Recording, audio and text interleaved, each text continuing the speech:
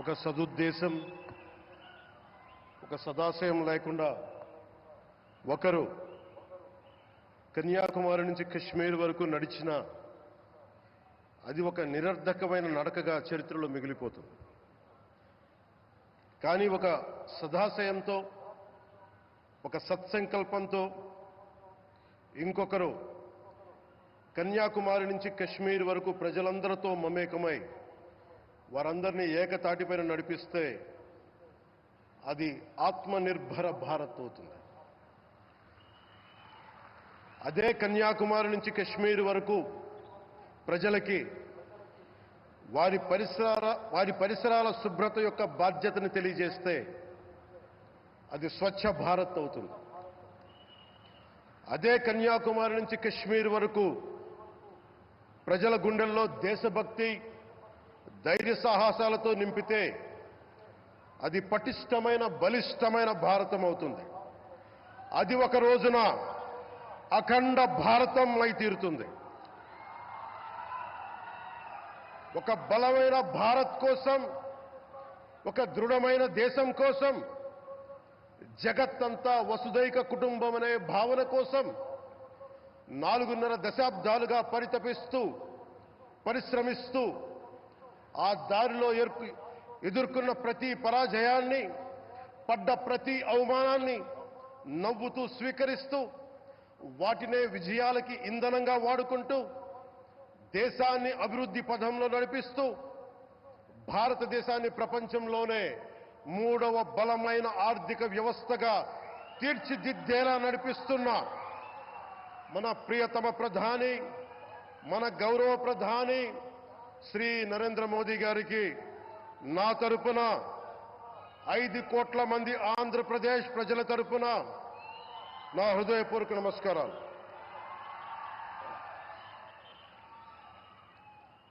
విద్యార్థి నాయకుడిగా రాజకీయాల్లో ప్రవేశించి రెవెన్యూ మంత్రిగా, ఆర్థిక మంత్రిగా మొదలై తెలుగుదేశంకి రథసారథి అయి 4వసారి ముఖ్యమంత్రి అయి తెలుగు ప్రజల్ని అభివృద్ధి పదంలో నడిపిస్తున్న దార్శనికులు, రాజకీయ ఉద్దండులు గౌరవ ముఖ్యమంత్రి శ్రీ నారా చంద్రబాబు నాయుడు గారికి నా హృదయపూర్వక నమస్కారం.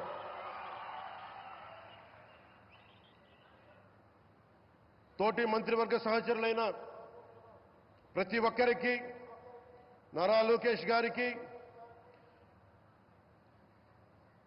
ఎన్డీఏ కూటమి శాసనసభ్యులకి, నాయకులకి, బీజేపీ నాయకులందరికీ పేరు పేరున నా నమస్కారాలు. కార్యకర్తలకి నా హృదయపూర్వక నమస్కారాలు. బీజేపీ నాయకురాలు శ్రీమతి పురంధేశ్వరి గారికి నా హృదయపూర్వక నమస్కారాలు. మా ఎన్డీఏ కూటమికి 164 అసెంబ్లీ స్థానాలు, 21 మంది పార్లమెంట్ సభ్యులనిచ్చి మమ్మల్ని వారి విలువైన ఓటుతో వేసి గెలిచిన ప్రతి ఒక్కరికి ఆడపడుచులకి, అక్క చెల్లెళ్ళకి, పెద్దలకి, పిన్నలకి, యువతులకి, యువకులకి పేరు పేరున నా హృదయపూర్వక నమస్కారాలు. ప్రజలు ఎన్డీఏ ప్రభుత్వాన్ని నమ్మారు, నిలబడ్డారు.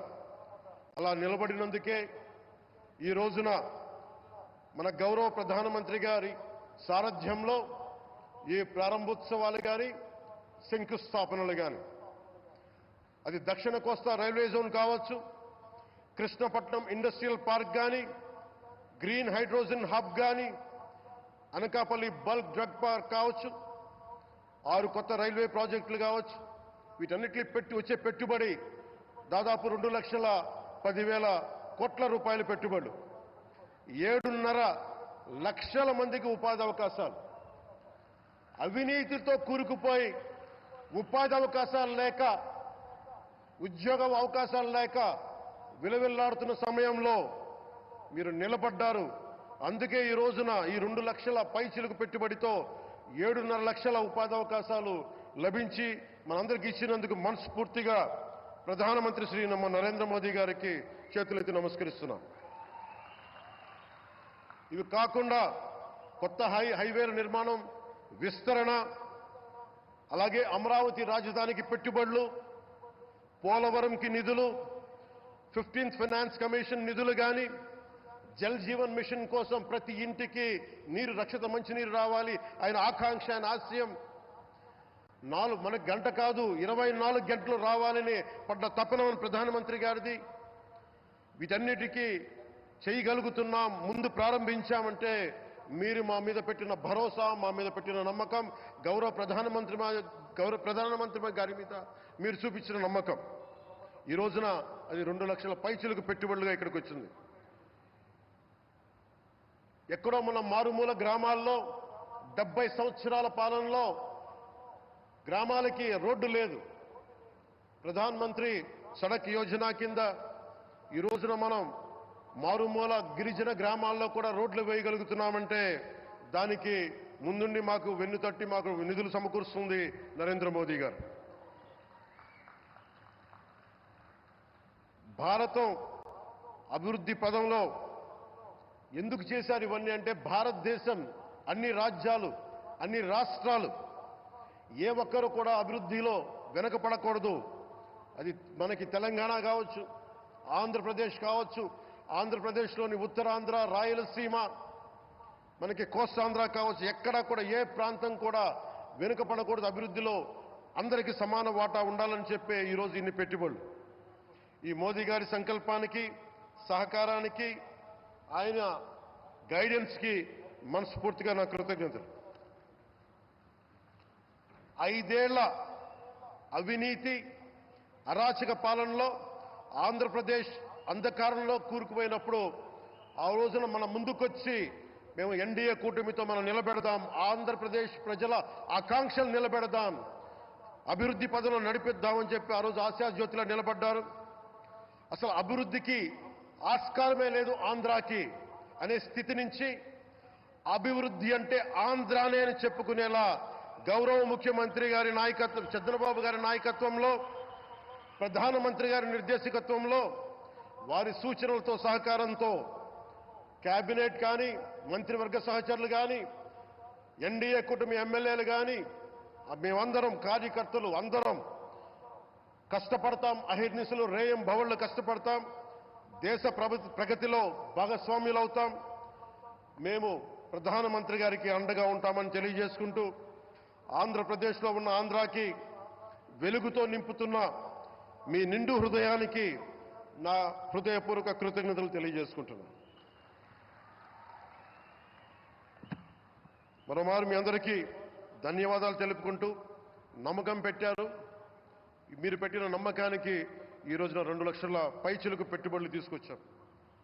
ప్రధానమంత్రి గారు ఉండటం వల్ల, సమర్థవంతులైన చంద్రబాబు గారు ఉండటం వల్ల మేమందరం నేర్చుకోవడానికి, పనిచేయడానికి సంసిద్ధంగా ఉన్నాం. సో మీరందరూ ఇదే సహకారం ఇవ్వాలని మనస్ఫూర్తిగా కోరుకుంటూ, ఆ భగవంతుడు, ఆ లక్ష్మీ నరసింహుడు ఈ దేశాన్ని మరింత ప్రగతి పదంలో నడిపించేలా గౌరవ ప్రధానమంత్రి శ్రీ నరేంద్ర మోదీ గారికి దీర్ఘాయుష్ ఇవ్వాలి, ఆరోగ్యం ఇవ్వాలని మనస్ఫూర్తిగా కోరుకుంటూ, ఆ లక్ష్మీ నరసింహుడిని వేడుకుంటూ సెలవు తీసుకున్నాను. జై భారత్, జై హింద్.